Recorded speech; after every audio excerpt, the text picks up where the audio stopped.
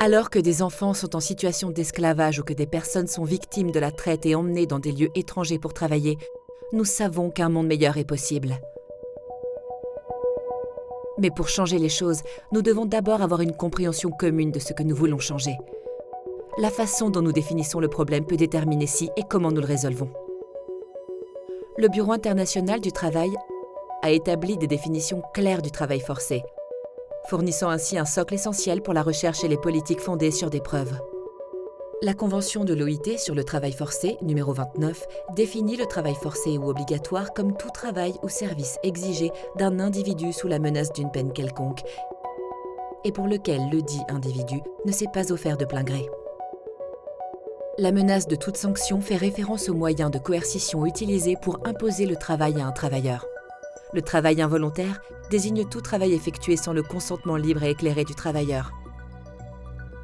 Ces deux conditions doivent exister pour qu'une personne soit statistiquement considérée comme étant en situation de travail forcé. Un enfant est considéré comme étant en situation de travail forcé s'il effectue un travail sous la contrainte pour le compte de tiers, ou avec un parent qui est en situation de travail forcé, ou s'il est soumis aux pires formes de travail des enfants, à l'exception de travail dangereux. Il existe deux types de travail forcé, le travail forcé imposé par l'État et le travail forcé imposé par le secteur privé. Au sein de ces types, le travail forcé peut prendre différentes formes, telles que le travail en servitude, la traite à des fins de travail forcé ou l'exploitation sexuelle commerciale forcée. Des définitions claires et universellement reconnues peuvent aider les chercheurs à mesurer le travail forcé en toute confiance. Mesurer le travail forcé permet aux chercheurs et aux décideurs politiques d'en comprendre l'étendue et les caractéristiques. Le travail forcé peut être mesuré en utilisant une seule source de données ou une combinaison de ces sources.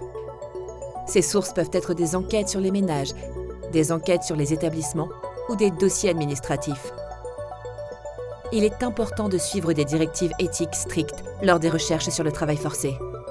Les données sur le travail forcé jouent un rôle essentiel dans l'orientation des politiques.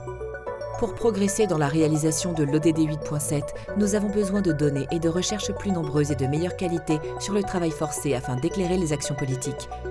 Ensemble, nous pouvons construire un monde meilleur.